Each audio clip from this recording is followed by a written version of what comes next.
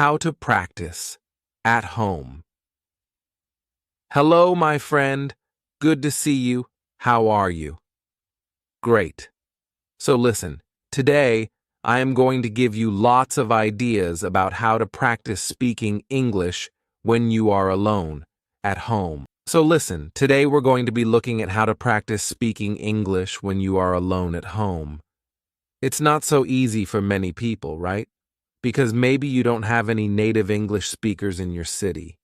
Maybe there are no tourists that you can go and harass. Maybe there are no groups where you can go and chat and do English, speak English. And maybe you're not ready to go on Skype and try and find some random English person to chat with, somebody you don't know. I mean, that can be quite hard, especially if you're a little bit shy like me. So what I want to do today is share with you lots of ideas about how you can practice speaking when you're on your own at home alone. Right. Good. Now, if you do know me, you may be thinking, what's that strange orange block over there? That wasn't there before. True, and this is my meditating mat. Sometimes where I sit and meditate sometimes. I don't sit on the wall. I'm just tidying at the moment, so I couldn't find a place to put it, so right now it's over there. Okay. The truth about speaking is that yes, you can watch videos, you can watch films, you can listen to podcasts, all of that is great. But at some point, you need to start speaking, and you can speak on your own, but also later, you'll need to start interacting and practicing speaking with people. But that's not always easy to do. And so right now today, I'm going to focus on some really practical, simple activities you can do when you're on your own at home to start practicing speaking. So the first technique is called speak into the mirror. And this is really useful, but it's really, really simple, right? It's easy because you can do this first thing in the morning when you're brushing your teeth. Or, well, you can't speak and brush your teeth, but just before you brush your teeth. And in the evening, before going to bed, when you wash your face. What do you mean? You don't wash your face in the evening? Why not? My mother always told me, make sure you wash your face. Clean behind your ears, wash your neck, scrub your neck. Yeah, wash your face before you go to bed. It takes all the dust and pollution off your face, apparently. Anyway, that's a great time that you can do it. And this is good, because the key to learning and preparing for IELTS is habit, right? And if you can attach your learning to an existing habit, brushing your teeth or washing your face, then it makes it much easier. Now, I used to do this when I was learning Chinese, and in the morning, after brushing my teeth, I would just have a few sentences talking about what I'm going to do today in the future, right? Speaking Chinese, right? So today I'm going to go to the park. I need to go to the supermarket. I'm going to buy some vegetables. I'm meeting Jack at 6 o'clock. I might go to the cinema. All in the future. Brilliant. And then at the end of the day, you can talk about what you did or what you have done, right? Today, I went to the park. I played football. I went shopping in the end. I've done a lot. It has been a good day, right? Past tense, present perfect as well. So you can see it's actually great to practice different tenses. It's a bit like writing your diary at the end of the day, right? Which is also a great way to practice writing, but this is speaking in front of the mirror. It's nice. It's reflective learning in many ways. Okay, moving on. The next one I call collocation fun, right? Collocations are words that are often used together, right? Like we talk about heavy rain. Heavy rain in English, we don't say big rain. Today there's big rain. No, there is heavy rain. So these are collocations. Collocation fun is where we're going to practice speaking, using a very common teaching method from really based on the task-based approach to teaching. And it's based on prepare, practice, present. So we'll be preparing the words, the collocations, practicing sentences, and then presenting a whole talk. Okay. Now, the reason I suggest doing this in front of the mirror is that actually there are great benefits of talking to a mirror, right? First of all, mirrors don't answer back like young children or wives. But apart from that, right, when you're speaking in the mirror, you can look at your mouth and you can see the kind of movements that you're making, which is great, right? It's useful for pronunciation. You can also check your body language. You may be surprised to see that you speak like that without ever moving your arms, or that you suddenly realize that I'm doing this all the time. That's fine, but it's being aware of your body language can be quite good. And also you feel like you're talking to someone, right? Many people I know, and this happened to me, right? I practiced for a long time with a book, and when I went to speak to somebody in the foreign language, it was like a shock seeing this face in front of me. Oh my God. But practicing with the mirror, you've got used to a face in front of you, right? So it does help. So let's look then. Prepare, practice, and present. Preparing. What I suggest you do here is you take a topic, right? A recent topic. We were studying in the live lessons was science, right? And then get some collocations. You can use your course book. If you want, you can get onto the internet. You can go to my channel and watch other contents like how to learn English, my struggle to learn English and others, etc. This one called English 5 Days, and in here, right, you have got free videos lessons. You can go through to the free video lessons, and there is a recent one on how to learn English. So you can just listen, right? Download the video. Yeah, we want to download that. And then find in there all the collocations. Look, you've got the notes here. And here you've got collocations, you've got idioms, you've got loads of stuff. And what I would do is I would take maybe 6 or 7 collocations or idioms like exact science, it's not rocket science, to be on the same wavelength. And that's the preparation, right? That's step 1. Step 2 is in front of the mirror, just make a sentence with it, right? Exact science. Well, parenting, bringing up children is not an exact science. Cooking is not an exact science. Frying an egg, it's not rocket science, it's actually quite easy, right? And then, I'm just practicing sentences here. And then in the end, after practice, present. I take one of the old Part 2 questions around science. Maybe something like, describe an area of science you're interested, and then start to talk about it for maybe a minute and trying, if possible, to use some of these phrases and sentences, right? So you may say something like this. Describe an area of science you're interested in. Well, okay. I guess an area I'm interested in actually is cooking. And I know it's not an exact science, but I guess it's a branch of science. A branch of food science, maybe. Right? And I am interested in the science behind cooking. I think it's very interesting. I know with cooking, when you heat things up, they change. And when you mix different things, like sugar and vinegar, you get different levels of acidity and chemical reactions happen. So I think it's really interesting, right? I think chefs and scientists are really on the same wavelength because they're trying to experiment, discover new things, whether it's cooking or new dishes, things like that.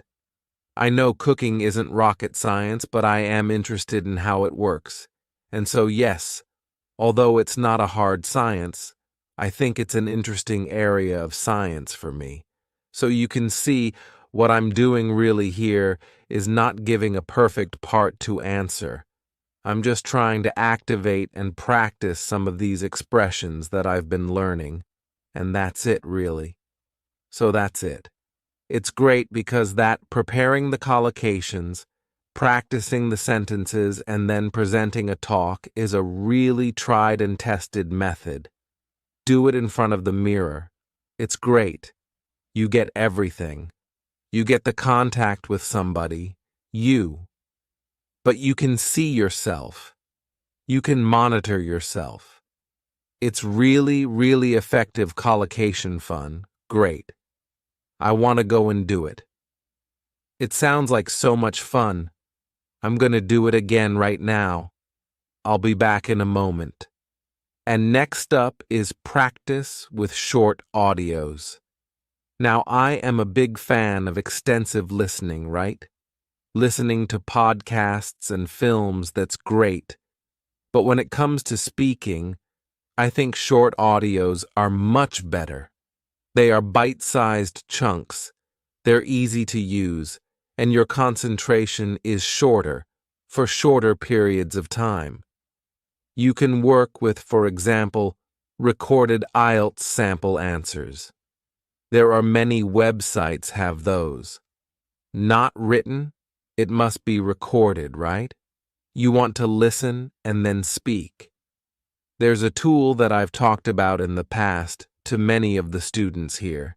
It's called LingQ, and I like it because it's full of short audios that you can use to help start speaking. And it's free. I mean, there is a paid version, but you can get lots of stuff for free, which is great here. So let me show you first of all how that might work. So this is LingQ, okay? I'm not going to explain how it works. You can find that out once you kind of sign up for free. But basically, there's a library.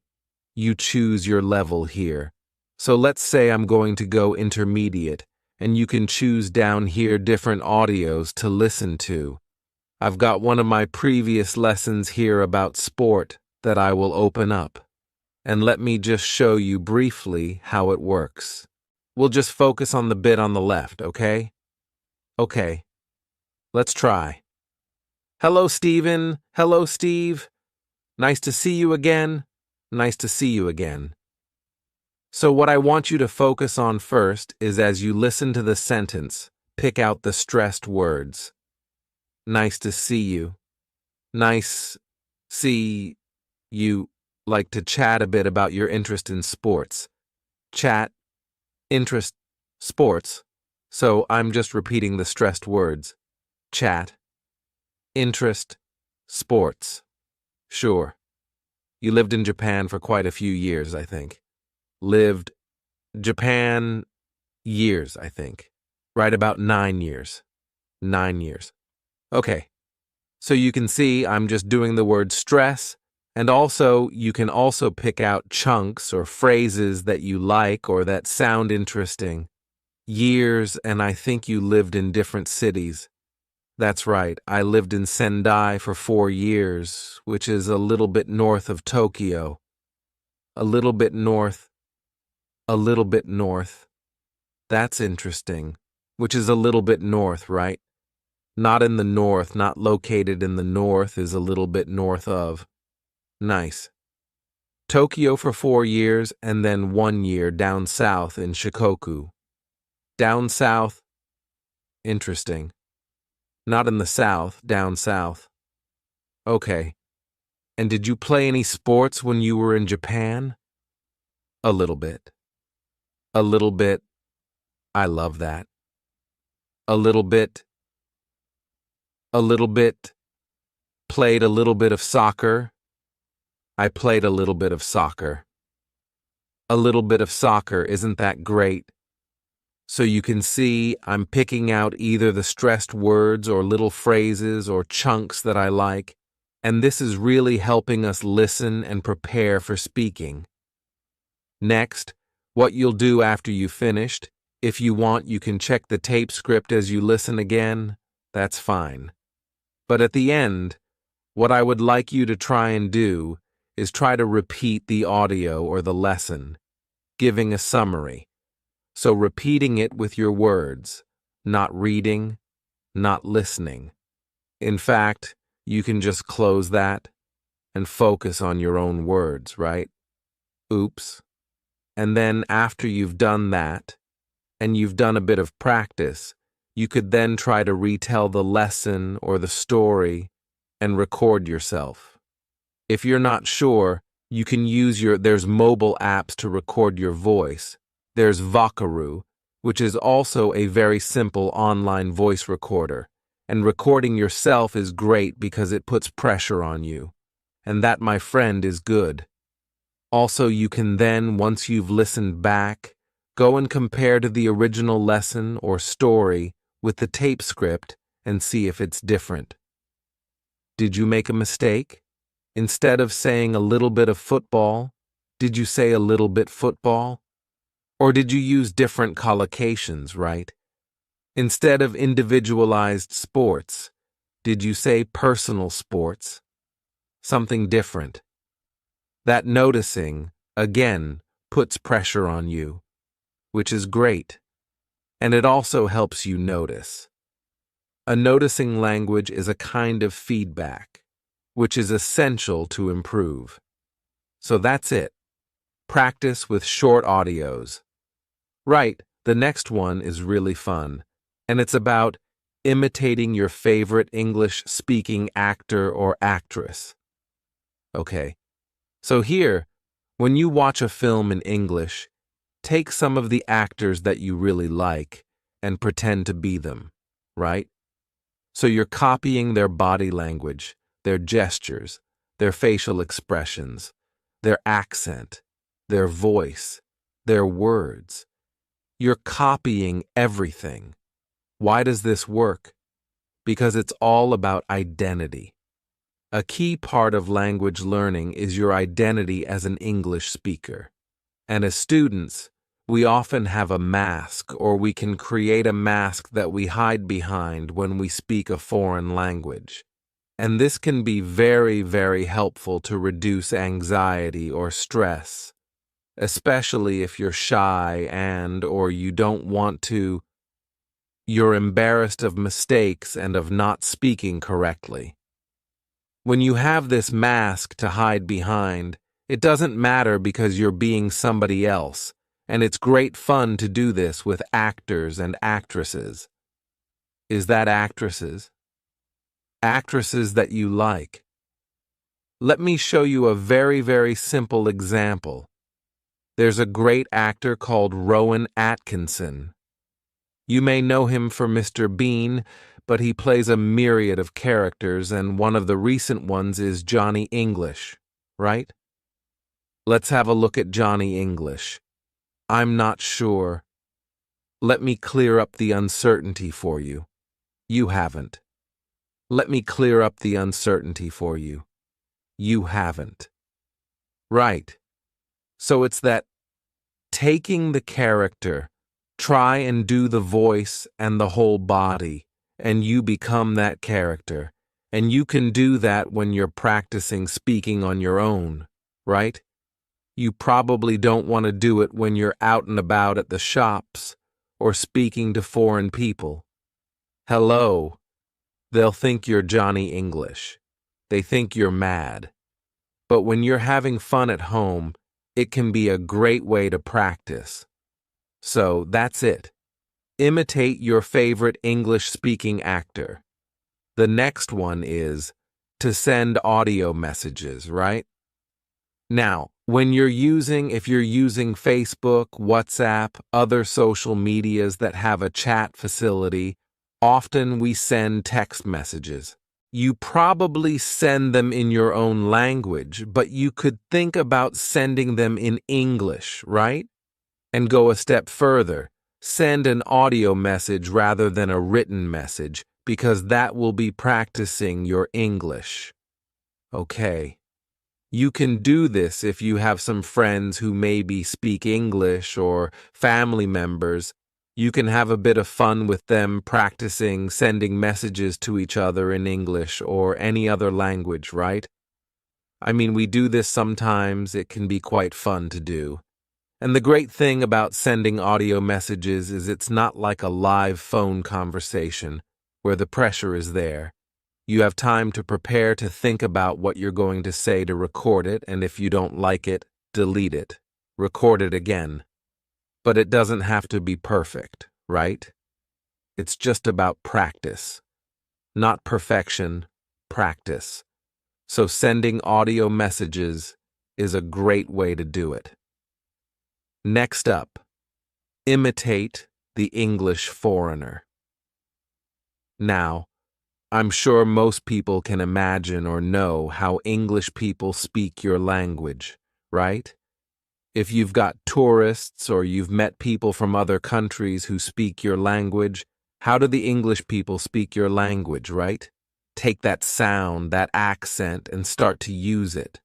So, for example, let's imagine I'm Spanish, right? And I'm thinking, so how do English people speak Spanish, right? They don't speak perfectly. They speak with an English accent, right?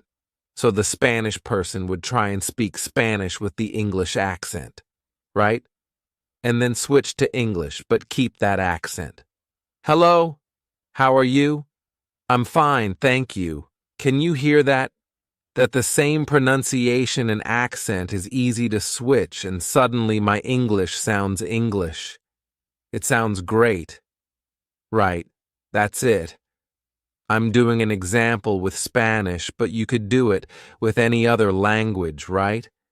Think how English people speak your language. Speak your language with that accent, and then switch to English, keeping that British accent, or English accent, or American accent.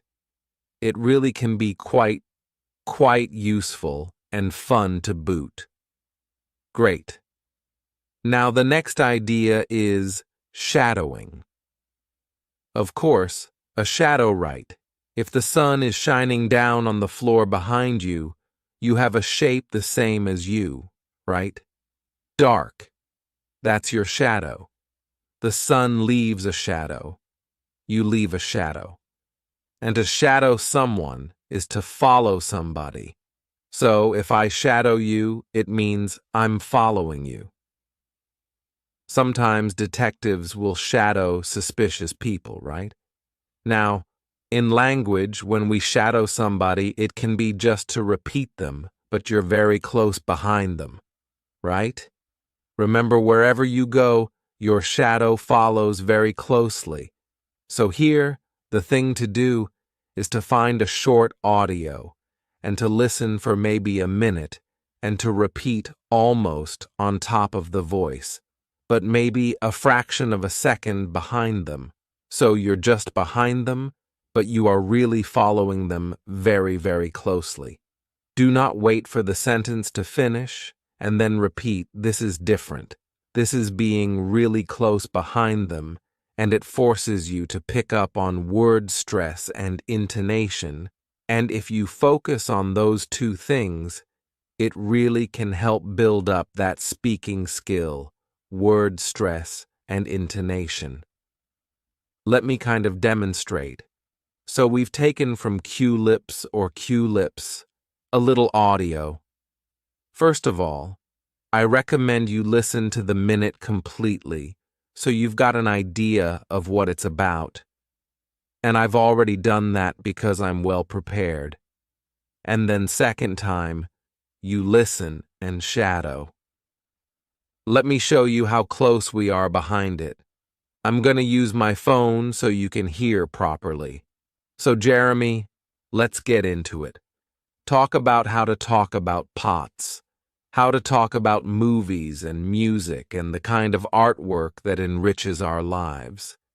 This topic was suggested to us by one of our listeners, and she sends us email, which I will read for everybody. Now it says, okay, I think you get the idea, right? So it's different from wait, listen, and repeat. It's shadowing, following closely. At first it's very hard, but the more you do it, the more you'll be noticing word stress, intonation, even accent.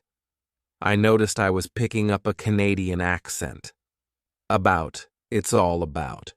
Right, that is shadowing. Let's move on. So, we've had shadowing, right? Now we're going to look at responding. What is responding? Well, put very, very simply, responding is you hear a question, you get an idea, you give an answer. You respond. The biggest problem students have is that they practice. They take a question, they know the question, they've prepared it, and they practice giving answers, right? What happens in the exam? Well, surprise. Surprise, in part 3, you get strange questions you weren't ready for. What do you think of globalization? Um, and what do you do? Well, first of all, have something to say about globalization, right? Make sure you've done a bit of research on the topics. Get some ideas. If you don't know, you can always say, oh, I haven't thought about that, let me see, right? Use a time filler to gain time. Let me see, right? Use a time filler to gain time. But the most important thing is that in your practice, as well as looking at these topics, right, you need to practice responding. Because in part 3 in the exam, the biggest problem students tell me is they don't have an idea. I didn't know what to say. I wasn't expecting that. I just couldn't get my ideas out and speak. So you need to practice responding where you hear a question, you've got no idea what it is, you get an idea quickly, and you answer, right? It's a bit of pressure, but as I mentioned before, a bit of pressure is good in your practice. Now you can do this if you have a speaking partner, really effectively, right? So what you do is one of you says, I'm going to bring into our next session 5 questions and you don't know what they are. And the other person does the same. You come into your session and you ask each other these surprise questions, and it's a shock at first, but it's like anything. It's like going down the gym. You just practice this and you build up the skill. If you haven't got a speaking partner, you can do a bit of practice on my YouTube channel, right? If you know my YouTube channel, right? English Spoken Stories, hidden away in the playlists, go on the playlists. There's lots here that you've probably never seen, and at the very bottom, you'll see 2 episodes which very useful for you, right? And then the next question. Let me just play it for you, and you'll see. Let's press shuffle, and it plays automatically. Do you like your hometown? Oh, that's a good question. Do I like my hometown? Yeah. I think my hometown, Manchester, which is up in the north of England, is a very attractive place. There's lots of restaurants and shops. It does attract quite a few tourists as well, and they often come in to see the industrial landscape or the football pitches. We have a famous football team called Manchester United. And Manchester, do tourists like to visit your hometown? Yeah, there are quite a lot of tourists who come to visit my hometown. So you see what's happening, right? It's just automatically asking me the next question, and I practice responding. Because I don't know what the questions are, because it's shuffle, random. So you can practice that. You can also make your own, right? Set up your own YouTube channel. Don't worry about people finding it. They rarely do, and you just put some questions up with a gap for the answer, and then shuffle and Bob's your uncle. Fantastic. That's it. The next suggestion is describe what you are doing. And I know a lot of teachers suggest this as a way of thinking in English, right? So when you're out and about, when you're out and about maybe in the park and you're seeing different things, you describe what you see. Now I suggest you start with words, right? So there you are out and about in the park and you see, oh, bicycle, person, path, trees, bag, woman, phone, and you're using words, right? And then, right, as you're walking around the park, you make collocations, little chunks of language, right? Riding a bike, a long path, a cluster of trees, the woman glued to her phone, picnic, having a picnic maybe, right? And then you go on to make sentences, okay? This is a bit like that we mentioned earlier, the prepare, practice, present.